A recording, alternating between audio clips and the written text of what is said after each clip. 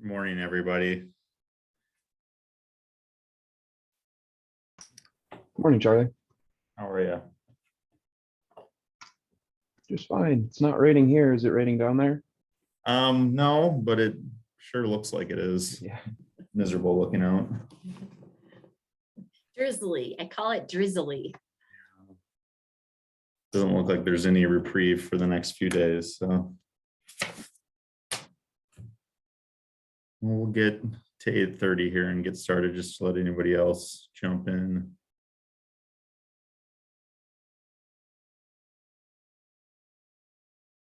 See one person connecting and then I'll get started. All right.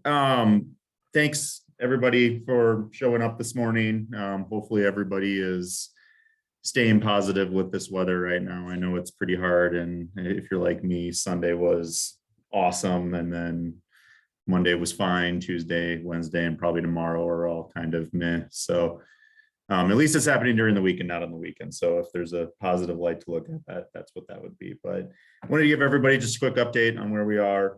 Obviously it's raining. The site is wet. It's impossible to do any work. So they're kind of at a standstill right now. It sounds like, I know I looked just briefly at the weather this morning. I know there's a little bit of break this afternoon, but still we've got to get some drying out there. And then it sounds like we're supposed to get a little bit more precipitation tomorrow. But Reese, correct me if I'm wrong, they kind of have targeted just a Friday right now that they'll probably be back out there to kind of finish up the work for this week. And they're also kind of targeting Saturdays. And did they work last Saturday? I never asked that yesterday. I don't think so. Okay, so they're doing a pretty good job of kind of keeping the Saturdays open this year as well too. And I don't know if they'll do anything this Saturday, but they could possibly, just depending on what the site looks like towards the end of this week and what they're able to do out there. But really what they want to do this week is Monday, they did a good job of running that water main up Salem. I think they got, from my understanding, about 3/4 of the way up. They want to finish that last quarter of water main run and this week, so they can kind of start doing some things next week with that. What that would bring next week, there is a water tap, I believe that's the term I'm using, Reese, that needs to be done on Monday.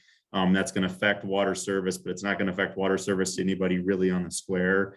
It's all of us who are down here on First Street, including City Hall, the movie theater, the Baptist Church, the laundromat just south of City Hall, and there's a few houses as well that'll be affected by that water main disruption. So IMU and the project is working to notify those individuals of that disruption, but we anticipate that it'll be about an hour or two on Monday, possibly early Monday morning, to kind of help out with everything. So they are also, once that water main gets in the ground, they're going to be doing some pressure testing and some bacteria testing on that line to make sure that it passes. If it does pass, then they could start doing some water service connections. If they do any of those water service connections next week, it's going to be to the businesses that'll be added to that at some point in the future. So there will be no disruptions to any of the businesses on water next week.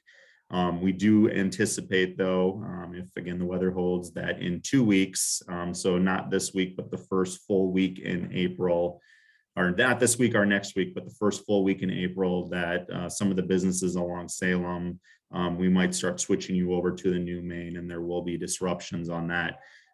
Please keep in mind that we have to give a 1-week notice when that is going to happen, and then again a 48-hour notice on that. The 1-week notice is really intended to kind of be, hey, just an FYI, we're going to target this date range here, but then the 48-hour notice is, hey, it's coming on this date, just be ready. So Reese always does a very good job of getting that information out, so you can see him here on Zoom, and if you see him walking into your business, that's most likely why he's doing that. The other thing that we likely will start next week is the storm sewer connections. There was quite a bit of storm sewer in phase 1. There's not really that much in this phase, especially on Salem. So hopefully those connections will go pretty fast. And hopefully within, next week to the week after, most of the utility work underground is wrapping up, and we can kind of move forward on doing some other things. So Those in phase one, you'll recall, I mean, the utility work took a couple months to really get through just because it was really extensive. And as we've said all along, the phases going forward just aren't as extensive and most likely are going to go a lot faster. So right now, I think we're all still pretty much on schedule on that. Again, 3 days possibly lost this week just with the rain. That's unfortunate, but that's well beyond our control on that. The other thing to mention, I think, in that first week of April, so currently the intersection of Salem and First is down to 1 lane because they had to get into that water main in the intersection. They do anticipate putting that intersection back together sooner than the rest of the road so we can get that entire intersection open. Thankfully, the intersection is still open. It's just 1 lane. We've been observing it. It's worked pretty well from a traffic standpoint. So we're fine. But again, we'll get that put back together. And then the hope is once that gets put back together, that we get that crosswalk also put back together in there. And then start hopefully that sidewalk run adjacent to the parking lot going north as well. So that's most likely going to happen kind of in the next 2 to 3 to 4 weeks. I would say that will all take place. At our progress meeting, the county did update us on the Justice Center opening. I think they're still on track for a kind of hard July 1 start date, that they'll have business operations taking place in there. They do have an open house scheduled on June 29th. So our crew is going to do what they can to kind of get some sidewalk connections made into that front door there. June 29th, I'll tell everybody here that is really kind of our date to target to be kind of done. And we should most likely be done in the block of Salem.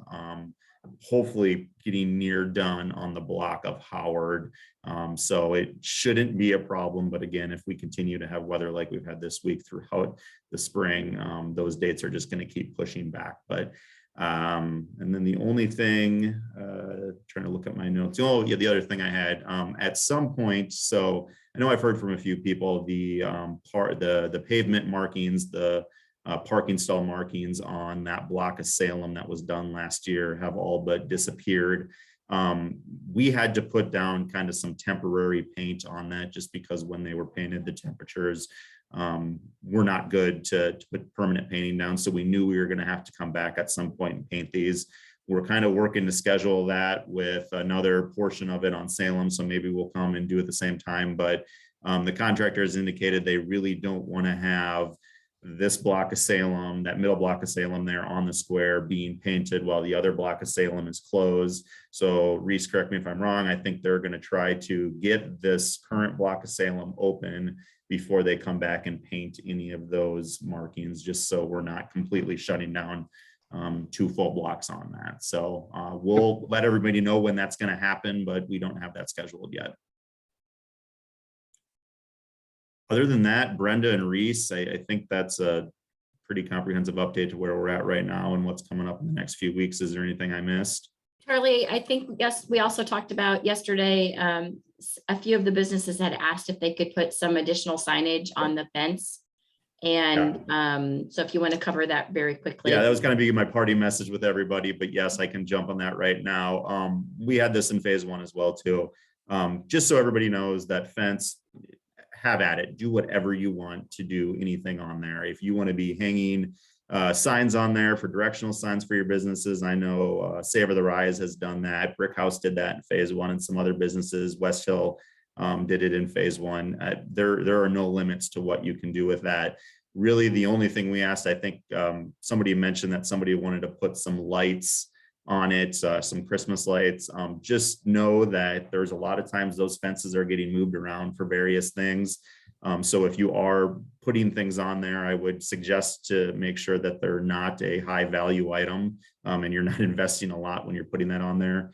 We also cannot have extension cords running across the sidewalk. Those have to kind of remain clear or hanging over the sidewalk or anything like that. So if you are doing any lights or anything like that, solar operated, battery operated, perfect again. And, just make sure they're a low cost. I think the contractor is not necessarily going to pull the fence down and just say, oh, whatever, that, it is what it is. I think they'll work with you if they see it on there, but they just, they've got to move around and sometimes move those things and they could get damaged and they don't want to be liable for that, obviously. So just, yeah, like I said, do what you want. We're not holding anybody back. Have fun with it, decorate it, whatever you want to kind of entice people to your business. That's perfectly fine. But yeah, I think that's really all I would add to that. Charlie, there's a question. Do you have an idea when the concrete will be removed in the Salem Howard intersection? Reese, I'll let you take that because I'm honestly not 100% sure what the schedule is on that. Sure. I would say it's a few weeks out yet. I know we had talked, it was kind of, they were aiming like one of the first 2 weeks of April, but I didn't know since we lost 3 days this week if it would get pushed back any further. Yep, I would say they've got plenty to do with multiple crews on just that Salem that's exposed right now. So they're gonna keep that as long as they can, just with vehicles coming and going, trying to watch the track out and not just have a bunch of dirt exposed. Yep. So, and Reese will go around to businesses and kind of let everybody know, and that's going to happen because that does become a big thing. And with the breaking of the concrete and all of that stuff. And I know we have one business on the square that's got a lot of glass items on Howard there. So we just need to be conscious of that and kind of give them a heads up on when it's going to happen. So that'll be something that we do communicate out to everybody. Anything else, Brenda, Reese? And then if not, we can take questions. Yeah, I didn't have anything else on my list that wasn't covered. We do have another question. Why is there a no parking sign in front of Pamela's place? Yeah, so Pamela, that's what we're trying to do is that last spot right there, kind of keep that open so people have the ability to turn around if they're heading to the east. I'm getting directions, always get directions messed up. So if cars are heading east, that they have a kind of an area to do a 3-point turnaround in there. Reese and I have discussed that. I know right now it just says no parking. Our sign contractor is supposed to be coming down, and I think putting no parking past this point or something to that effect, just so people know that in front of that sign you can park, but behind that sign we're trying to keep that open so people can turn around.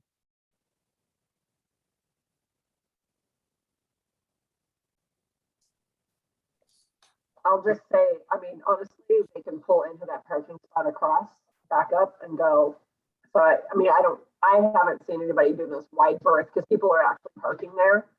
So, but I go to the coffee shop and stuff. And so I go down that street and then I go to the gym and it's super easy. You just pull that parking spot back up and go. You don't really need to do this big hoopy thing, We talked about that. Actually, AP brought something up on that yesterday about doing some more, and we've kind of said, yeah, it's worked, so we don't really need to do any pavement markings or anything like that. Yeah. I honestly, and I'll trust you, Pamela, because you probably see it more just because you're right there. But I know contractor Reese, and you've mentioned before that it seems to be working. I haven't seen if anybody's used what would be the parallel side parking to turn around at all. Are they just kind of going into where those angled parkings are on the county side, backing out?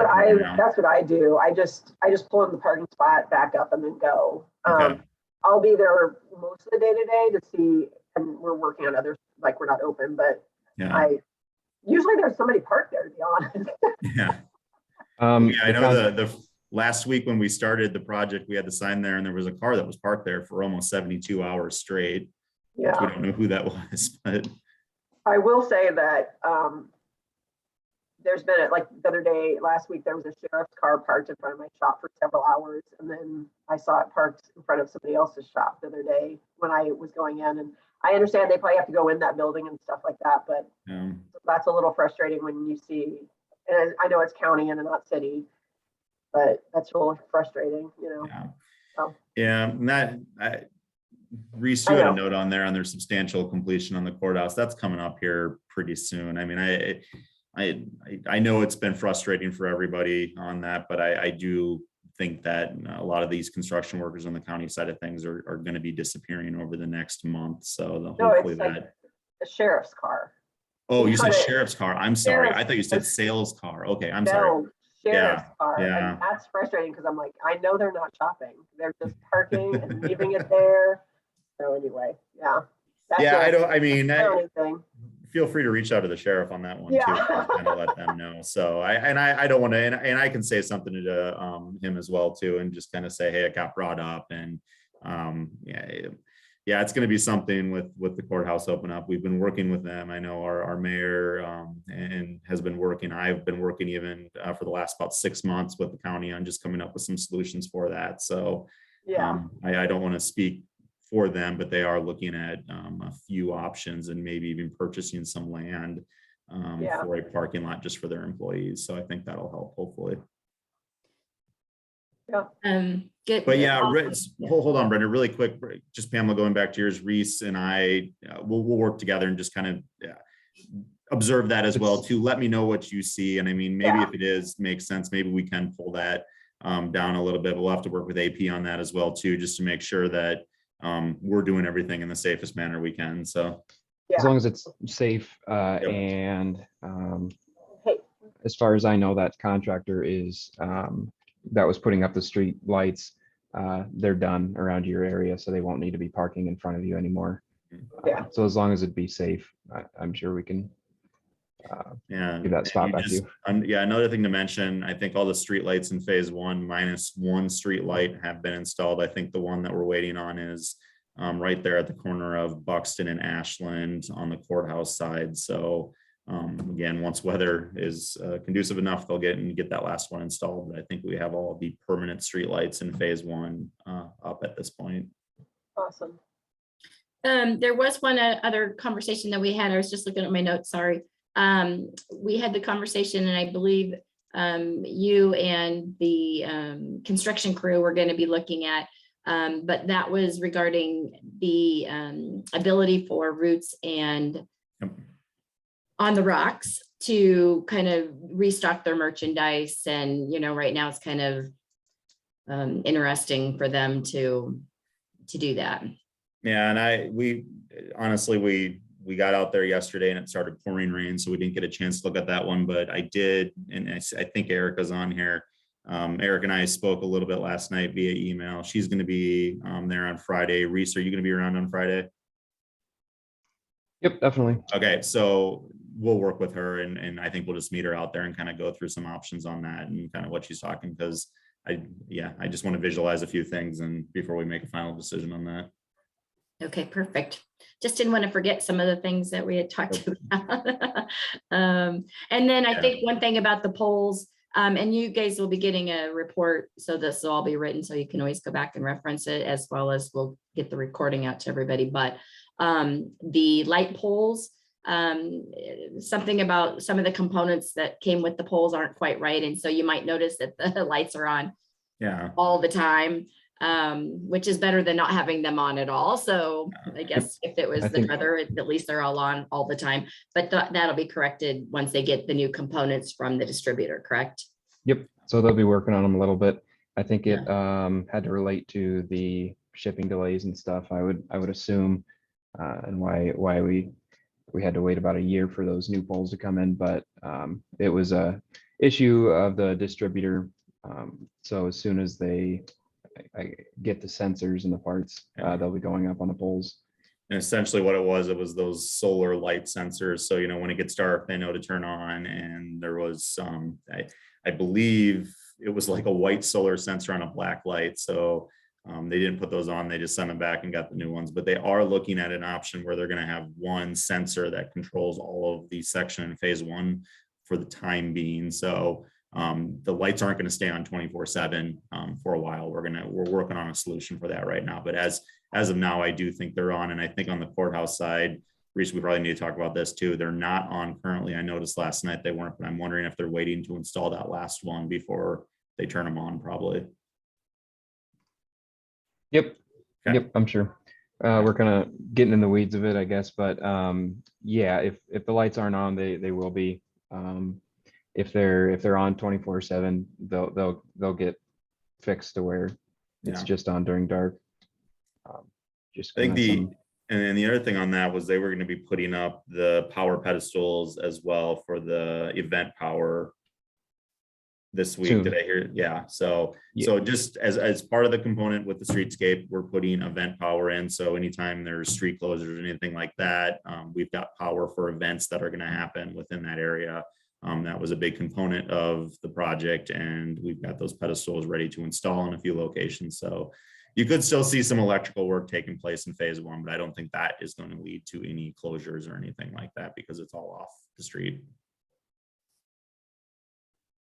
What do you mean by a power pedestal? It's it's essentially just a kind of a, I don't even know how to Big explain box. it, but a pedestal that goes up off the ground where you can plug stuff into once it's turned on. Yep. So, I kind of explained to them as like what campers plug into. yeah, But there you go. from what I understand, they were existing ones, they repainted and just calling them event power pedestals. So high voltage Got it. and some extra outlets for fun activities. Got it. Thank you.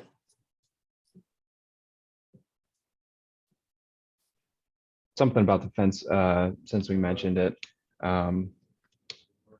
as long as it's not hurting the fence or cutting the fence, do whatever you want to it, and then try to stay on the outside of the fence. If you need inside the fence, talk to us, or if it's something we can do or I can do, let me know or grab me. Just trying to keep everybody safe.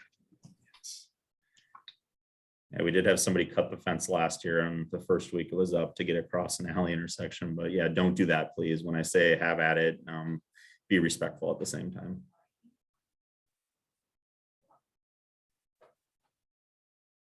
Okay, good questions. Anybody have questions? Feel free to unmute your mic.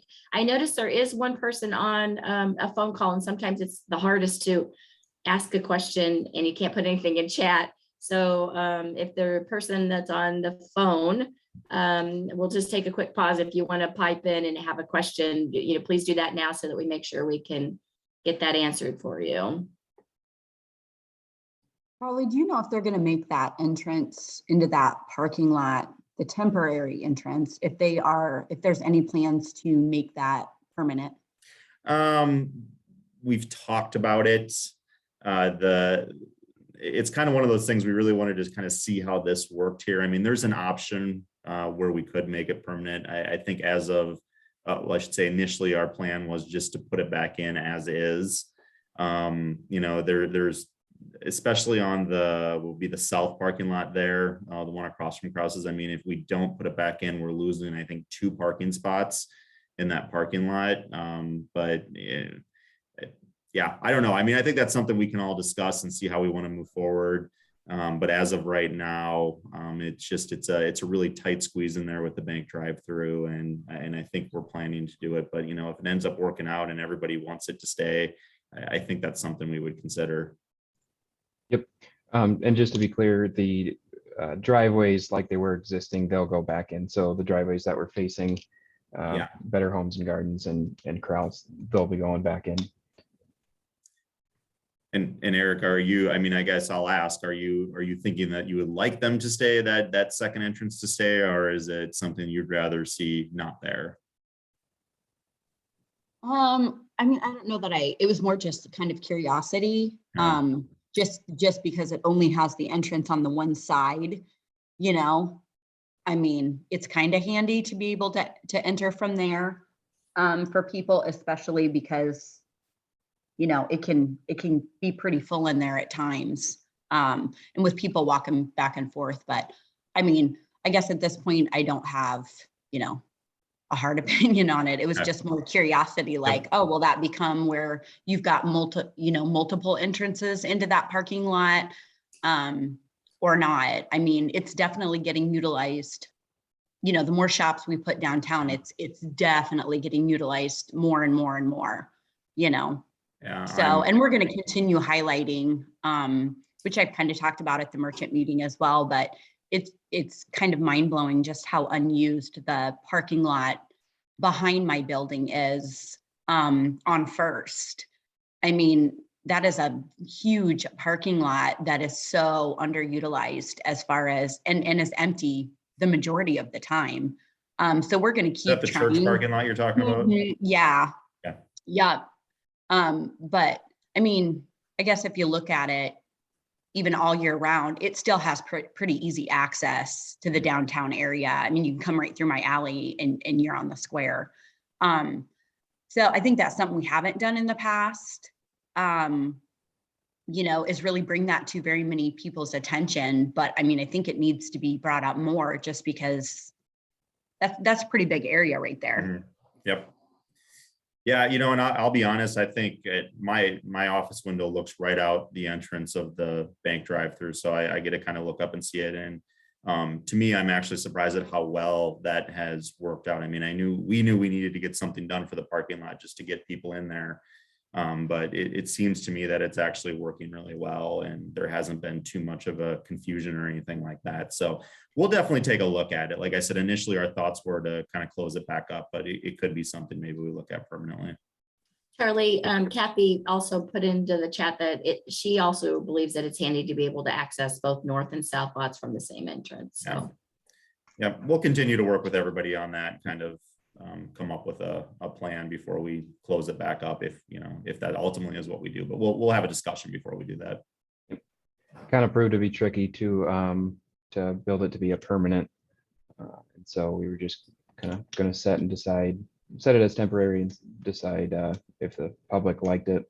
And it kind of tricky with turning radiuses and with the drive-through having 4 lanes there.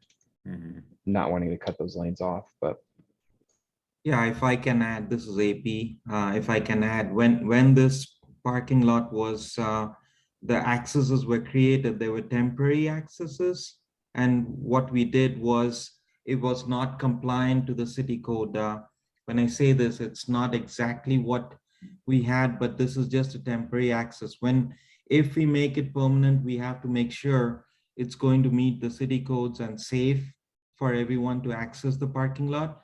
To do that, we have to make some adjustments, coordinate with the bank to make sure the stacking length for the drive-through is all going to meet. The separation between driveway and intersections are going to meet. So everything that we do permanent has to meet the safety regulations and everything. So we have to make sure that everything is being planned well to make it permanent.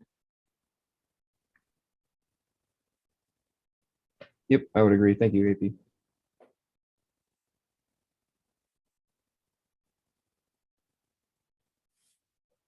Anybody else have anything? Thoughts, comments, questions?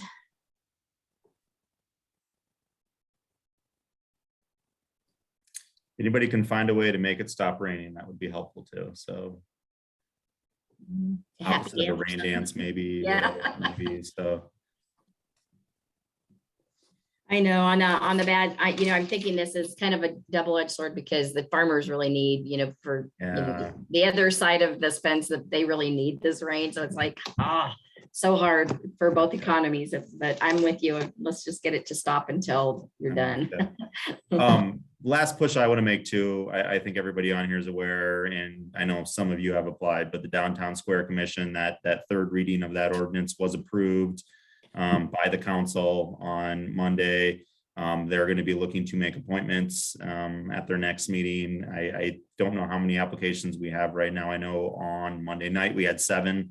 It's a 9-member commission. So if there is anybody else who wants to apply for that, please consider doing so. Really, the only requirements is that you either live within the district of the square, you are a business owner or a property owner within that boundary of the square. So if anybody has any questions on what that boundary is, let me know. I'll get that information to you. But again, just want to encourage anybody who wants to shows interest in that to apply. So other than that, I think I appreciate everybody's time again this morning. We'll be here next week at the same time, and hopefully with nicer weather. And also, we will be sending out a link to this recording and the meeting notes from yesterday, and we'll put any Q&As or other things that were added to the meeting minutes as well. So we'll have to switch that up too, because I got yelled at because we're storing these videos on the cloud and we don't have that much space to do it. So we're going to have to probably upload them to YouTube. So I'll get you kind of a new link on that as well. Yep, that's fine. All righty. All right, thank you. Thank you, everybody. Charlie. Enjoy the day. Thanks, Bye-bye. guys. Thanks.